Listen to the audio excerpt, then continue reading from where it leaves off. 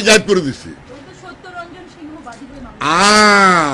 এখন আসেন সত্যরঞ্জন সিংহের সইটা একটু দয়া করে নির্বাচন কমিশনে গিয়ে একটু দেখেন। ৭৯ সালে উনি আমার নির্বাচনে প্রস্তাবক ছিলেন, একটু দয়া করে ওইটা একটু চেক করে নিয়েন। চার্জশিট তো আমি দেখিও নাই, আমি মামলাও দেখি নাই।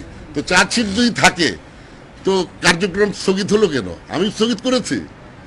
৭৩ সালে তো আওয়ামী লীগ ক্ষমতায় ছিল, ৭৩ সালে তো আওয়ামী লীগ ক্ষমতায় ছিল, তাহলে আওয়ামী লীগ তখন কার্যকরী করলো না কেন?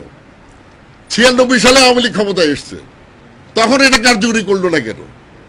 আজকে হঠাৎ চেতনা বেড়ে গেছে।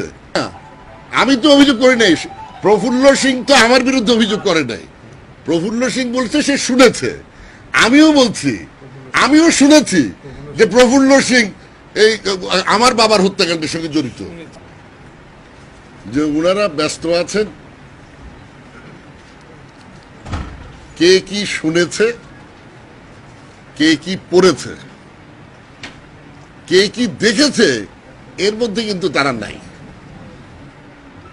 আর যদি তাই হয়, আমার সুনির্দিষ্ট প্রস্তাব হচ্ছে এই ট্রাইব্যুনাল যেন স্থায়ী থাকে। এটা যেন এই কয়েকটা অপরাধ বিচার করে যেন শেষ না হয়। এরকম স্থায়ী ট্রাইব্যুনাল থাকলে রাজনৈতিক ঋতু পরিবর্তন হলে এটার কার্যক্রম যাতে অব্যাহত থাকে, এটা আমার সুনির্দিষ্ট প্রস্তাব, যাতে করে রাজনৈতিক প্রতিপক্ষকে হয়রানি করার প্রক্রিয়া ও অব্যাহত থাকতে পারে।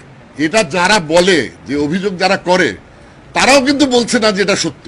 তার মধ্যে ওনারা শুনেছেন, ওনারা শুনেছেন। আমিও তো অনেক কিছু শুনেছি, যে জেলখানায় নাকি যিনি বলেছেন উনি নাকি গিয়ে ষড়যন্ত্রে আমার বাবাকে হত্যা করার ষড়যন্ত্রে জড়িত ছিল, এটাও তো শুনেছি। বিশ্বাস তো করি নাই, অন্তত বলি নাই, তাই না? কিন্তু ১৯৭৩ সালে যে চার্জশিট দেওয়া হয়েছিল সেই চার্জশিটে আপনার নাম